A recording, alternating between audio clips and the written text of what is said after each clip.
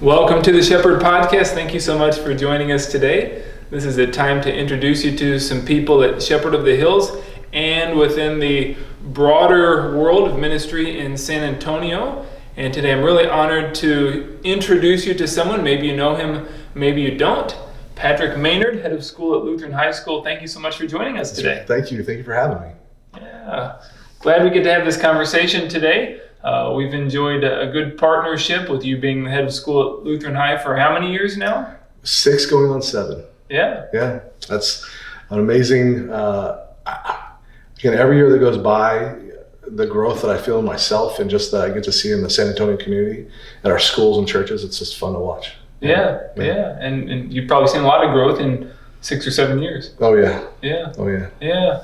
Why don't you tell us a little bit about Lutheran High for someone who's not familiar with Lutheran High School? Yeah, Lutheran High School has been around for 26 years.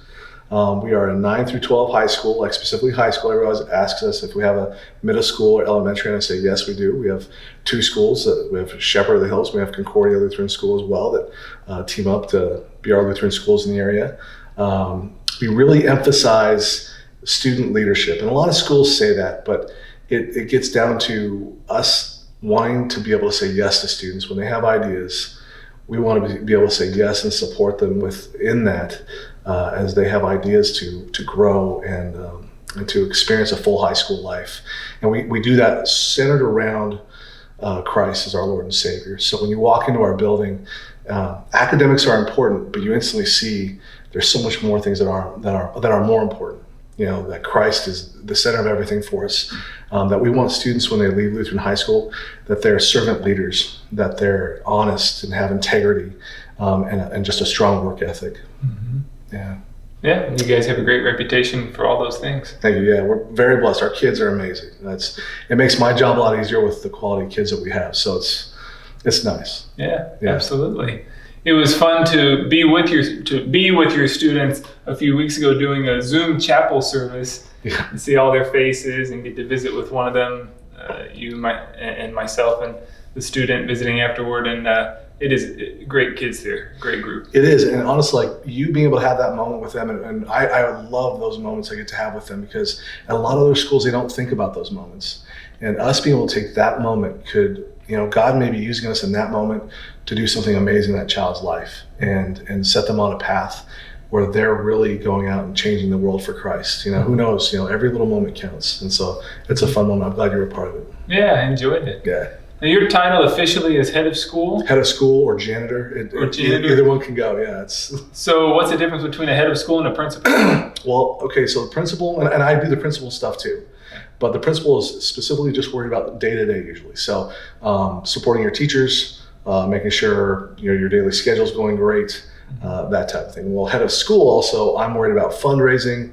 I'm worried about our ministry into the community a bit more and making sure our name's out there so that people are hearing and knowing about what Lutheran High is doing. So, and also like when we talk about school relations, so a principal, as they're in the building, a head of school, if you broke that job off, I'm coming to you guys. I'm visiting with my pastors, trying to make sure how are they doing. So I'm trying to support our community as well. So a little more externally focused at times. Okay. But with the school being small enough and with the support we have put in place, it allows me that ability to be here in moments like this where I know the school is being led well because I have an assistant principal that's on the ball, Andrew Eichstedt, who's just fantastic. Yeah, right. Yeah.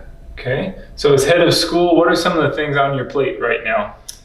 Oh goodness. Well, with COVID, there's always stressors out there right now. So making sure we're communicating really well with our families. I think that's something we've done extraordinarily well. We have every few weeks we have in the evening a time for our parents to ask questions. So in a Zoom meeting, so they're up to date on all the things that are going on with the school. Again, helping the school run efficiently in these different times.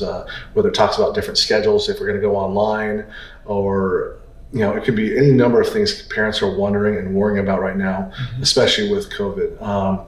Fundraising, I'll tell you what, that's a big challenge right now.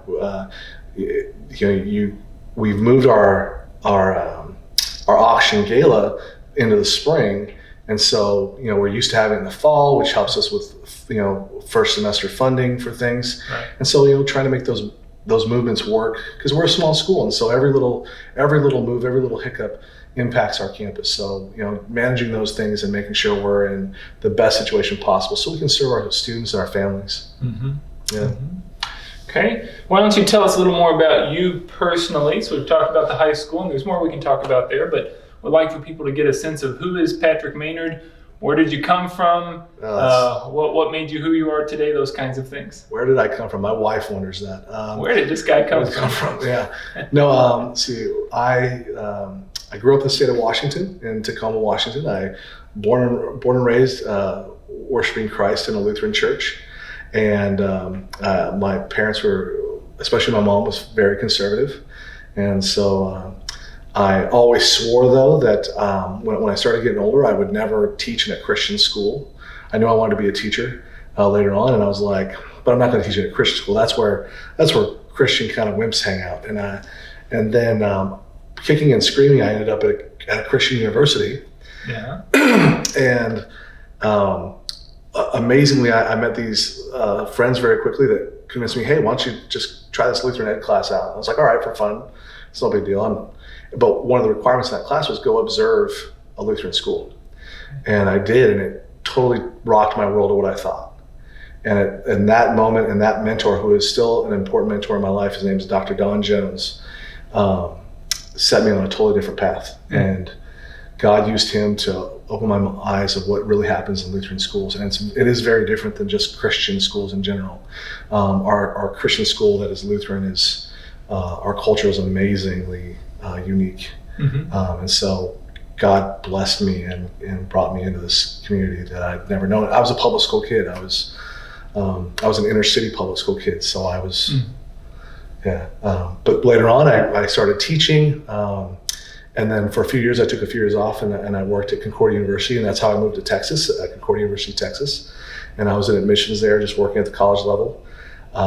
And then God called me back into teaching, and I met my wife almost at the same time. And she and I were dating, and then we got married, and now we have 3 boys. And she gets better looking as we age, and I keep putting on a little more weight. So I got to fix that on myself. That's kind of the quick sum up version of me. I was in Austin for a few years, and then now I've been in San Antonio, and I love San Antonio. So yeah, great city. Yeah. I want to dig into a few things you said because there's a lot to unpack there. Okay. One of the things was you were talking about, so you grew up in a public school setting, but then it was in college, you had some exposure to a Lutheran school, and you saw something there that intrigued you or excited you. Do you remember what it was that you saw that thought, you know what, I really need to give this consideration? God will break down your preconceived walls. So growing up in the inner city, the one school that was close to us was named Bellarmine Prep, and it was a Catholic school. And they were very well-off students. And so I always thought that all these kids are just rich kids, and they're snobby, and they're just jerks, and I didn't want any part of it. And so that was a quick thing in my mind where I didn't appeal to me. Okay. And then I went and visited this Lutheran school, and I saw families that sacrificed in major ways to send their kids to those schools, and these kids that were desiring love and care in ways I thought, no, not those kids don't want that, and they just want nice cars, and they just want, fill in the blank of the stereotype things I had drawn in my mind. Yeah. And God broke that down and kind of helped redefine that. I call it having that Saul to Paul moment. That's where I was blinded, and then saw the world in a whole different light when I could see again. Yeah. And then you talked about how a Lutheran school setting is different than just a Christian school in general, and you mentioned right there, perhaps there's not as much of an elite crowd there as much, maybe more of a average mixture. Are there any other things that come to mind? What distinguishes a Lutheran education setting from a Christian education setting in general? Sure. Well, just in education in general, first is the close friendships. Every Lutheran school I've been at or observed at, and then I'm able to track kids for the long term, their long-term friendships from the school setting is so much stronger than other kids that I've known and seen from public schools. including myself. Like, not that I don't have any contact with my friends from public school, but it's not tight at all. And for these kids, like, they have their closest friendships are from these schools. From just a normal Christian standpoint, in our community here locally, Shepherd, us, we believe in the Christian mission of letting people know about Jesus Christ, no matter where they're at in their life. And so seeing Lutheran schools be open to taking any and every type of student, and with the goal of having them hear the gospel and not be judged where they're at right now, and just letting those seeds fly out there and seeing what God does with it. Not what we do with it, but what God does with it. Because a lot of Christian schools will make you sign covenants or make you say you are a Christian when you're not. Where at a Lutheran school, like, when you're having doubts, it's okay. And let's talk about those things. And let's not gloss over it like it's nothing. And your value doesn't change when you're struggling with that. And you're not kicked out of the school because you're not at that moment. You're loved at the school, and maybe especially more loved at the school when there's moments of frustration and confusion. So I think that's what makes Lutheran schools so special and unique. I'm really glad you brought that out. There's a conversation about what order do things go in. Do you believe and then you belong, or do you belong and then you believe? And we tend to say, well, come belong, be a part of what's going on here. And we trust that the Holy Spirit is going to work in that person's heart. So here at Shepherd, we talk about the school being our number one outreach.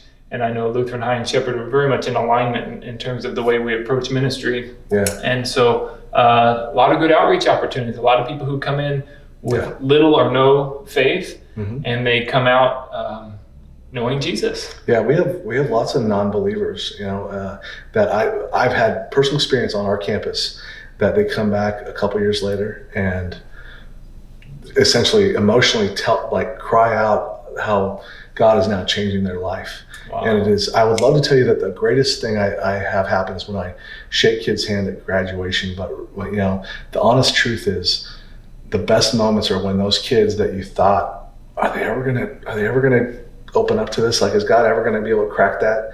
And when they do, it's just that it's the best moments. It's the best moments. But to your point, I think, one verse everybody knows is John 3:16, for God so loved the world. And so I think he goes loving us first, and then he goes into that Jesus did what he needed to do, and then gets into, through that act of love, how people in the end, they can't deny it. And then all of a sudden, that's what changes your life, is when you just can't deny anymore that Jesus loved me before I knew him. And, I think that's life transforming. So great summary and application of the gospel. I just try to not get in the way. Like, my goal is I want to be his tools. And so I don't want any credit. I just want to be a tool and, let God do the work. Absolutely. Let's talk a little bit about your time at Concordia University. You worked with Mike Rohr. At that time. Many people know Mike, a member of our church here, married to Katie Rohr, who's our director of early childhood education. You guys worked in admissions, was that right? We did. And you both had a very good reputation as people who made things happen. Mike had a better reputation than me, but I did all right. I think his just sort of covered you. And pretty much, definitely. I lived off of Mike. No, I'll tell you what, Mike and I, we had an amazing team. Like, when he and I, and another friend of ours, all three of us working together and always working for the team. And so that was a special time to be able to be there with him. And he was such a young guy at the time, and myself and the other guy were a little bit older, so helping Mike get through his early 20 years. But what most people don't know, and Mr. Rohr, if you're watching this, that I helped you or got you to ask your wife out on your guys' first date. And so you're welcome. But yeah, so I always tease Mike about that, because I don't know if Mike would have ever asked her out, because she had just gotten single, and I was like, Mike, girls like that don't stay single for very long. Like, she's a good young lady. And so I just kept kicking him emotionally to ask her out. And then finally, I think I told him, I'm like, I'm going to ask her out for you if you don't do that. And so he finally stepped up and did it. Wow. Yeah. So he's indebted to you probably for the rest of his life. Forever. I mean, he has 2 kids, obviously. They definitely owe me. Well done. Yeah. What were some of the biggest lessons that you learned in your work at Concordia University? Perhaps some lessons you've been able to transfer to what you do at Lutheran High? I'll tell you what, a person specifically, two people I met specifically that I admired. Tom Seidel was the president at the time that I was there, and Don Christian, who's the president there now, he was the dean of business. And being able to connect with them and see people that I felt very similar with. At the time, I didn't know like that what my future was going to hold, but just seeing great leaders and how much they, number one, they put God first, and they really cared about the people around them. And I think that's, so much of my job should be about caring about the people that are around me first and foremost, because if they feel cared for and loved, they're going to be more bold and definitely more confident in the job that they're doing. Right. So yeah, I always felt supported by both those guys. I mean, even I was kind of a lowly, just an admissions counselor there, and the president of the university would make regular time with me to just chat, and he and I still have a friendship today that you're just amazed by. So. Both great guys. Oh, amazing. Concordia, my alma mater as well, and Dr. Seidel. My first year there may have been his first year. He was arriving at that point. Did a lot. Brought the campus from downtown to its current location, and then Dr. Christian, just another great person, good leader. So their leadership rubbed off on you. You learned some things from them. And that's someday when I get to write a book, I want to write about all the great leaders that I've met and why they were great. And those are two guys that are actually in my mental list of, there's certain people in my list, and there's two of them. So Now, after Concordia, you were working in a Lutheran school. Yeah. Can you tell, that was in Austin, right? Yep, Concordia High School in Austin, Texas. And now it's in Pflugerville, but and I worked there for 5 years. I was there 3 years as a teacher, and then 2 years as principal, and I taught as well while I was principal. But had an amazing staff team there, and keep them in prayer. They're about to close on some property that is going to help them kind of build out their campus that they want to do. Great. So yeah, they're really, they've got a great team there. So I still have great friends there. Good. Yeah. And then you came over to Lutheran High. I guess relive that for us. What was that like to be invited to come and take the position here? What went through your mind? What were some of the things you weighed out as you considered that opportunity? Because you were already serving as principal there. Yeah. So what did you see here that made you say, I want to take this? Well, number one, a weird experience. So when I was first teaching at Concordia High School, I came down here for a basketball tournament. And like this, the school just caught my eye. And I was like, I felt drawn to it in a weird way. And so just always, was like, I just felt drawn. I don't know what to explain it as. And then as Stephen Egel, my predecessor, had decided he was going to go to a different school, instantly I was like, I just felt pulled. And somebody asked me, hey, would you be interested? I'm like, and I've always wanted to go to that school. I've always wanted, I would love to put my name into that mix. And I felt like I was ready to step up into the next level of leadership too, where I was a day-to-day principal, and now moving up into adding more responsibility onto me. And it was just an amazing process to go through. Lutheran High was definitely in a very unique situation at that point, where everything it didn't add up what was going on, and I think the Lord brought me in for a purpose, and like I always tell my team, like if I'm not fitting the need of the school, I want them to let me know, because I want to get out of the way and let that next person who's going to take it the next step. But I just felt like it was the right fit for me and my skills. I could really use my skills to bring the school along. So it's like from my first day to now, where we have had 100% growth in so over 6 years we've had 100% growth in why am I blanking in enrollment. Yeah, you've doubled in enrollment since the time you arrived. Yeah, doubled enrollment. We've added some very unique programs. Our robotics program was already there, but we've expanded that out. And now just recently we've added esports, and everybody's like, what's esports?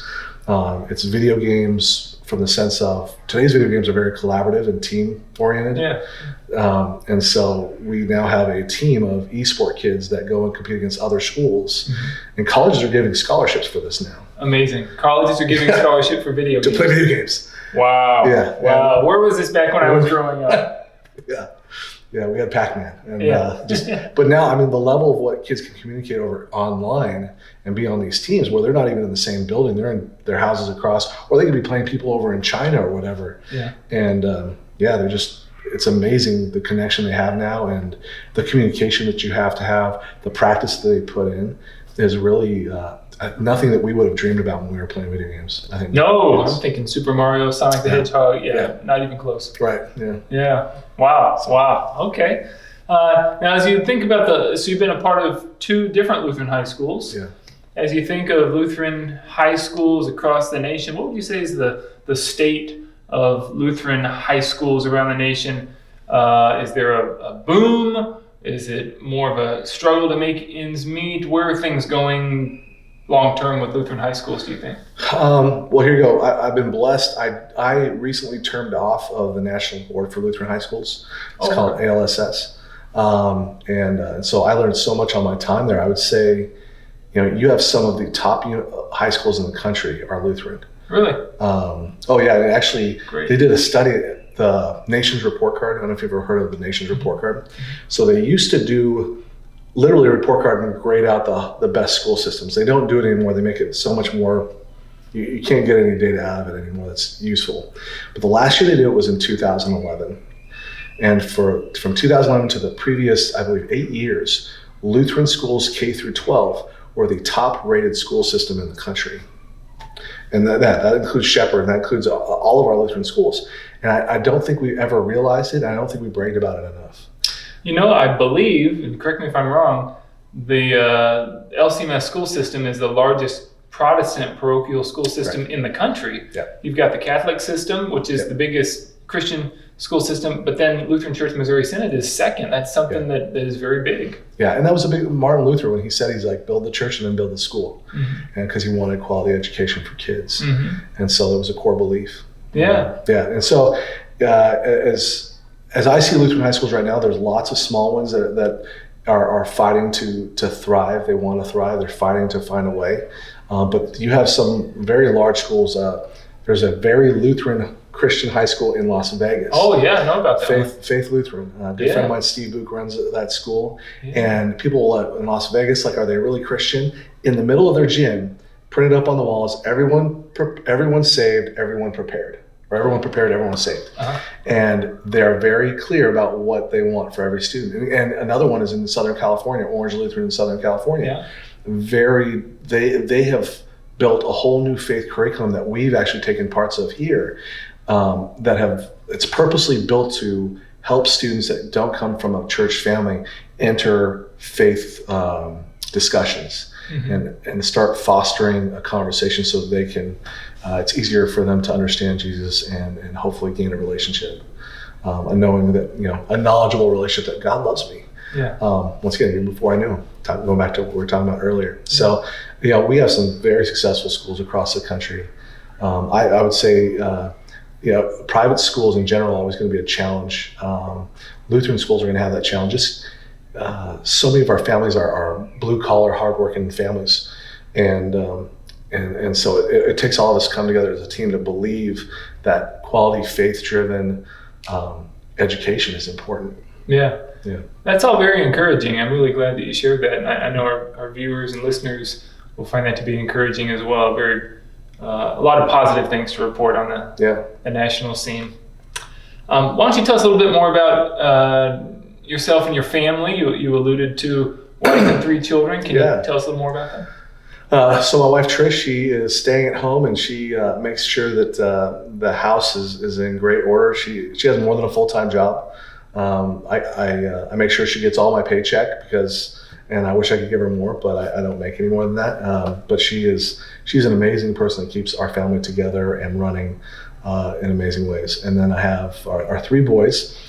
Nathan is my oldest, and he's very responsible and is definitely a hard worker in school and gets the great report cards, that type of thing, for being a first child. And he's really enjoying flag football right now, so it's been fun to watch him kind of dig into a sport that he's really enjoying. Like, he's tried other things, but it's been all right, but now to see him really enjoy flag football has been fun to see him gravitate to that. But he's also an amazing artist too, so that comes from his mom. It's not from me. And then my middle son, Jackson. And Jackson is autistic. He's high functioning, but he is amazingly smart. He taught himself how to read, and all of a sudden he just started reading to us. He and I have a very special relationship. There's challenges with having an autistic child, but I couldn't imagine my world without that kid. I wouldn't want to imagine it. So he's a special one to me. And then Travis is he's our 2-year-old, and Travis is a pistol. He has very strong opinions, and will fight for those very vehemently. So mom and dad really have to have consequences in place and rewards in place when he's doing the things he should be doing rather than just what he wants to be doing. So a 2-year-old with very strong opinions, like about politics, or what kind of opinions does he hold that are so strong? Well, just about the things he wants to do that are important to him. So like he wants to be able to play with toys when we're supposed to be eating dinner, and he, like, instead of just like finally giving up, he'll go to war over that, or I want to be outside, I don't want to be inside, or I want to be inside, I don't want to be outside. So it's basic stuff like that. But yes, I anticipate as he gets older, this is not going to change. Like, he is going to be someone that will put his head through the door if he needs to knock on it. There we go. And one day he will be a very driven leader and will accomplish great things in this world. We'll see. We'll see where God puts him. Yeah, great. Well, we talked about how much you value faith in terms of bringing that to the students under your care at Lutheran High. Can you tell us a little bit about you personally, your faith, and how your faith has helped you in your life? Yeah. Well, from an interesting standpoint, I suffer from depression at times. I wake up every morning, and I thought everybody felt this way, but I woke up every morning from about, I would say, 17 years old on, really thinking no one really cared about me. And honestly, the only thing that really did care about me was God. That was the one thing I knew was true. But when I was in college, the university counselor, I had to go through, to be an RA, I had to go talk to the counselor, and he was like, hey, you need to come back. And so we started having weekly therapy sessions, essentially, and really kind of sorting out these misconceptions that I had. And so first I would say God put those people in my life, but Acts 20:24, at the time of my life when I was most depressed, and it was like, for I consider my life worth nothing to me. And once again, I read that totally wrong in the moment where I'm like, yeah, I totally feel like that. But if I can only finish a race, essentially, which is testifying to the gospel of God's grace, right? It's essentially what that verse is saying. Sorry, depending on what version you read. And that verse just gave me a focus. Like, even though I don't feel like I'm worth much right now, I still have a purpose here. So it was a weird, and now that I've woken up to that verse didn't quite mean what I was initially reading it as, but in the moment it actually gave me some strength that I needed. But I had I want to thank the Lord for my mom, because he used her in my life in just amazing ways as an example of faith. And so my walk was definitely shaped by her and her commitment to, reading the Word and her prayer life. I mean, when I was a small child, not the pastor, but my Sunday school teacher asked, who else can walk on water? And I said, my mom can. And she's like, your mom can't walk on water. And I said, well, Scripture says right here that, you can do these things and greater. And, there's just a little, you'll move mountains, and of course the Sunday school teacher didn't know how to answer. And then, so then the pastor came in, and the pastor said, well, Patrick, your mom can't walk on water. And I'm like in second or third grade at this point. And I said, Pastor, I don't know about your faith, but I know my mom's faith, and my mom can walk on water.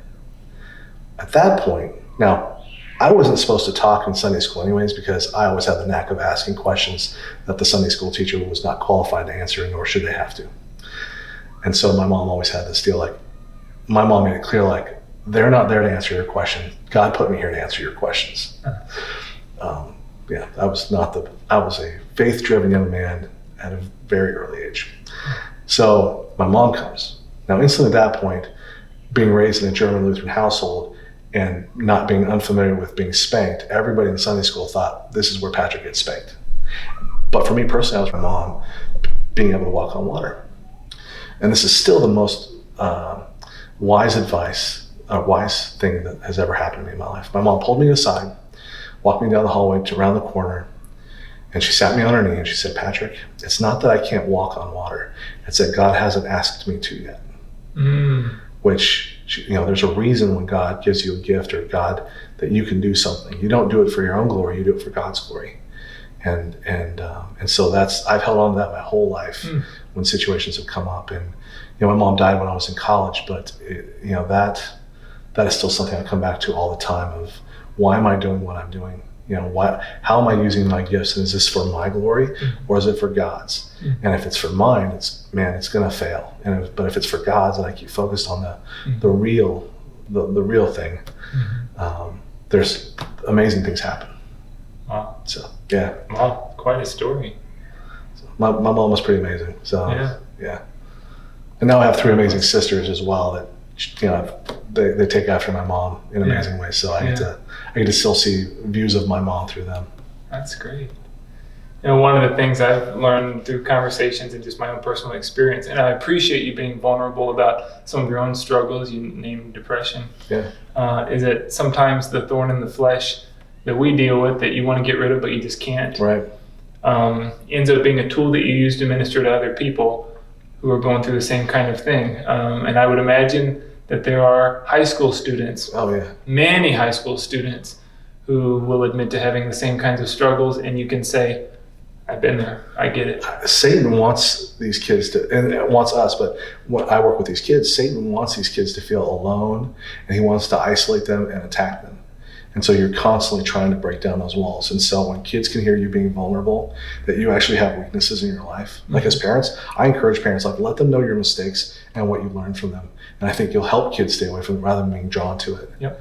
And so for me, it's okay that kids know that I have some weaknesses. And those kids are really, Mr. Maynard? And they'll break down and tell you so much and share so much. Yeah.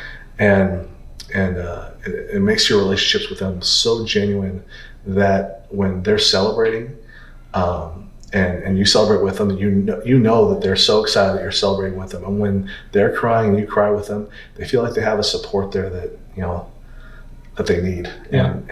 And so then Satan doesn't win, God does. Absolutely. Well, let's end on a lighter note. What do you do for fun? Fun. Since I have 3 kids, we watch lots of Daniel Tiger. Yeah, I get it. Yeah, and have you seen Blippi? Are you familiar with Blippi yet? Blippi. Okay, Blippi is this silly guy that he does educational videos. But so look up Blippi. Okay. Yeah, so our house is Daniel Tiger, Blippi. With my son being autistic, he loves to watch airplanes taking off and landing. So we watch lots of airplanes taking off and landing. But for me personally, if it's, I love. I'm taking my wife up to Lake Tahoe for my birthday in December. So getting away with her and having our time, I'm trying to be very deliberate about making that time, because so many times we take our marriages for granted. Sure. And we don't, we can get caught up in our leadership roles. And she needs to know, so much of the time she spends, I think, wondering, where do I rank in his importance? Mm-hmm. And so when I can make moments to re-clarify, you're God is 1A and you're 1B, making sure she knows that's her level. Mm-hmm. And that's, she ranks above the kids and she ranks above everything else other than God. And so every time I can make that time for us, that's what I want to do. So that's, for me, the most fun times is either playing with my kids or making sure I have, one-on-one time with my wife and just enjoy being us. Mm-hmm. Yeah. Great. Well, thank you for all you do to provide leadership at Lutheran High School. The kids here are blessed to have someone who cares not just about their academics, but who cares about them personally and spiritually. And so you and the rest of the team, keep up the good work. Thank you. Thank you, Pastor. And thank you, everybody who watches this. Thank you for supporting, Shepherd as a church and Shepherd as a school, and also Lutheran High School. So we need it, and we need your prayers. So that's what I would say. Pray for our ministries. All right. Yeah. Great. And I'll echo that. Lutheran High School is a great ministry to support in every way that you can, and I'm sure Patrick would be happy to have further dialogue with anybody who would like to learn more about our high school. Thank you so much for watching and listening. I'm sure you enjoyed this conversation. I know I did, and I will look forward to seeing you next time. Until then, please stay healthy and safe, and the Lord's blessings to you today.